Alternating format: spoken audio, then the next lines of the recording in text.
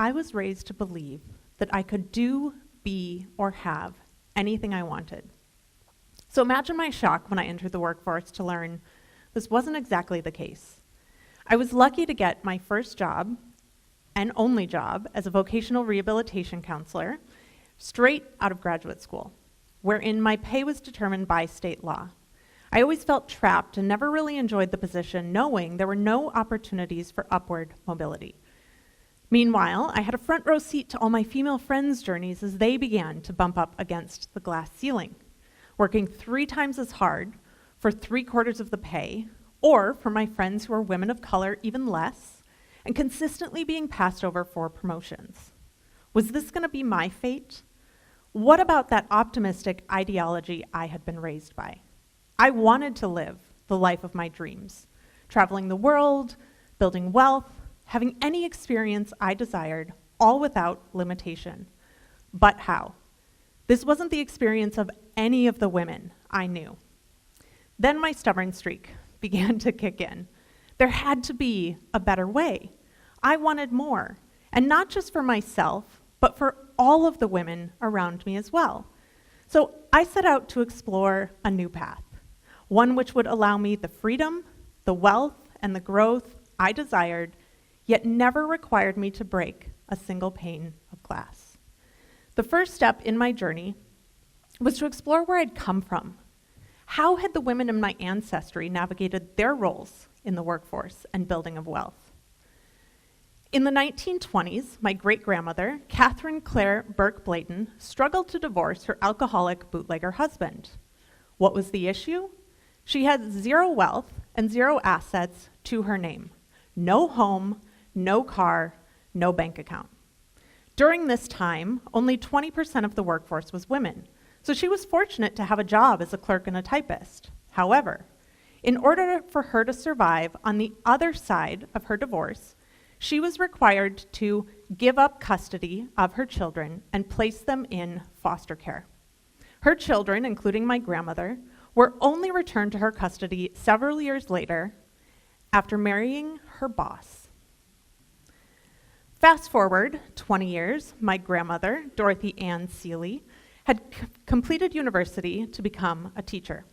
By 1953, when she had her first child, Dorothy realized it would cost her more to maintain employment with a child than her allotted salary. So she decided to give up her career and her ability to create wealth in order to stay at home.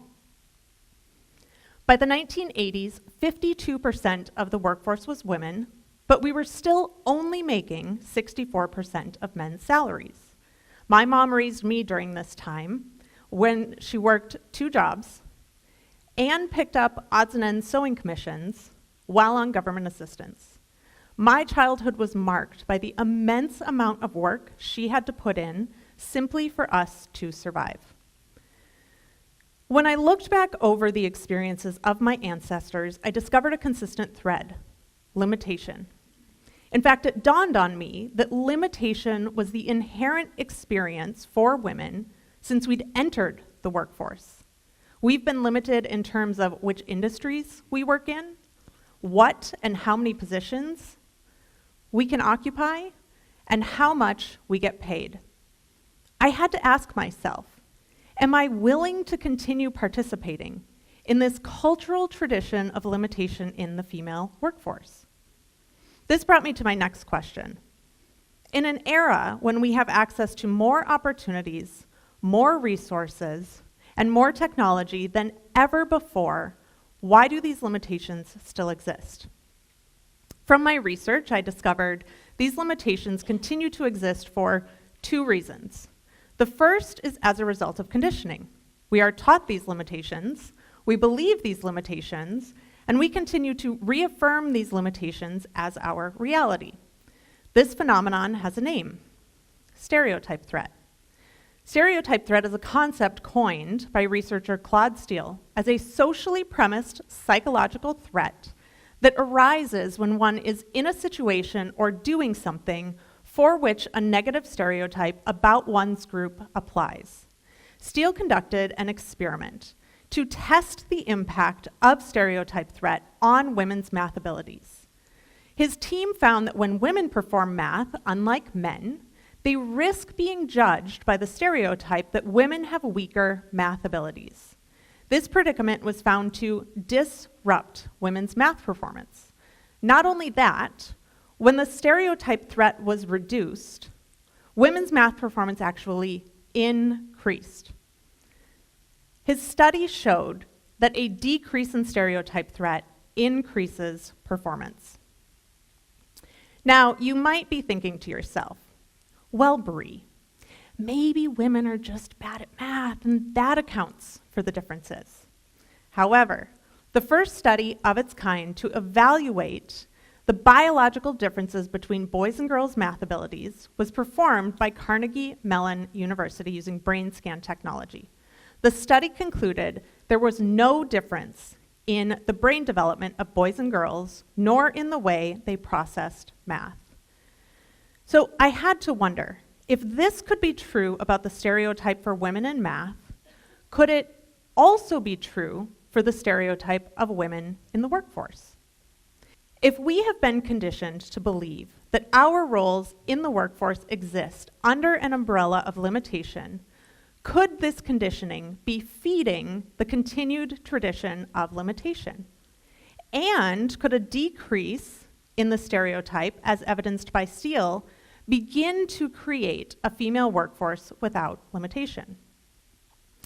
The second reason these limitations continue to exist is due to the vertical structure of our workforce. This means there's a hierarchy wherein the power is concentrated at the top and held by gatekeepers, and those in lower positions struggle to work their way up. The Journal for Women's Health published a study titled Hierarchy as a Barrier to Advancement for Women in Academic Medicine.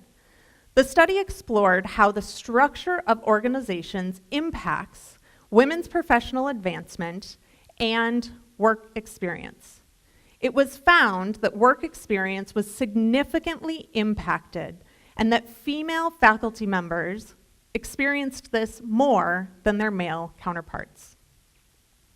It is this combination of stereotype conditioning as well as the lived experience of structural hierarchy that continues to perpetuate a limitation for women in the workforce. Let me ask you a question.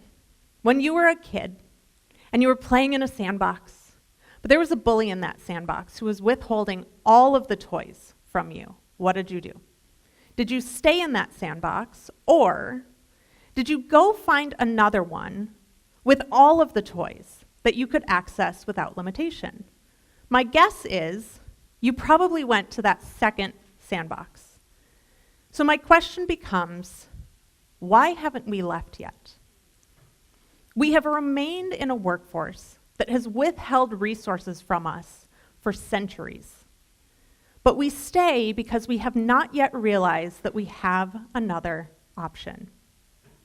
It is time for us to go from wages to wealth by creating the future of the female workforce. Now, the first step in this process is to begin removing these stereotypes from within our minds. We do not have to believe the conditioning that we have been taught.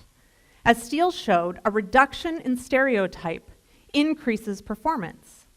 So we have evidence that by changing stereotypes, we change outcomes. And we have the power to do this for ourselves. The second step in the wages to wealth process is to realize we are in the wrong sandbox and to get out.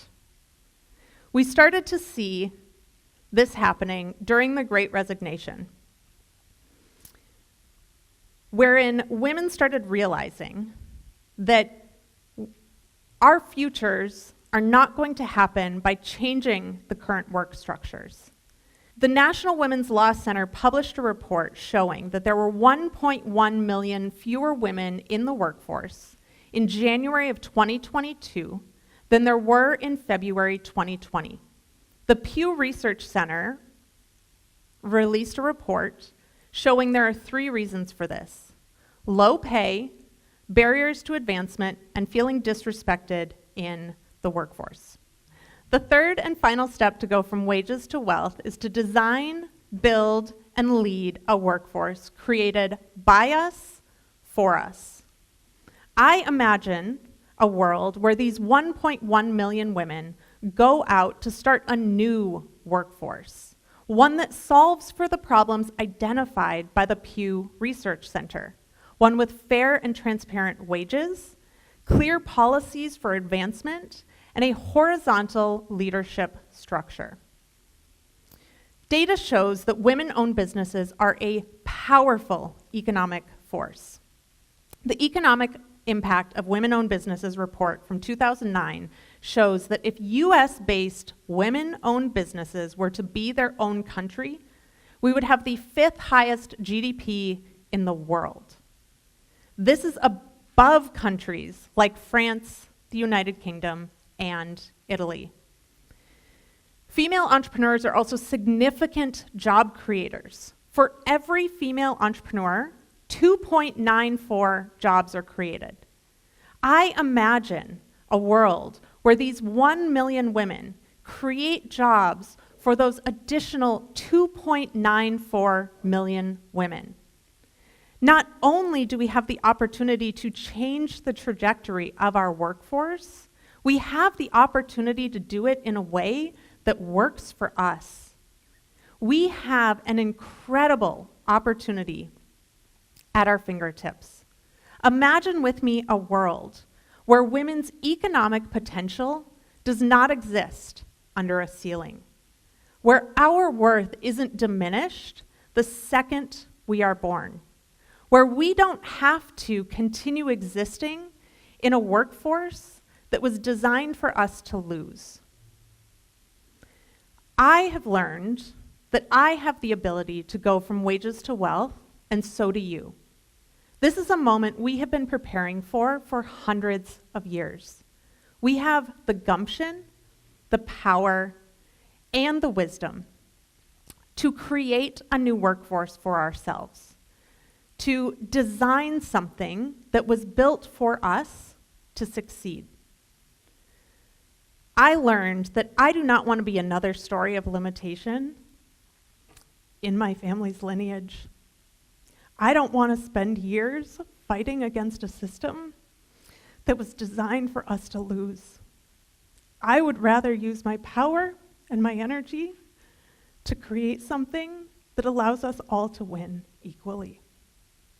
I would like to invite you to join me in going from wages to wealth and creating the future of the female workforce together. Thank you.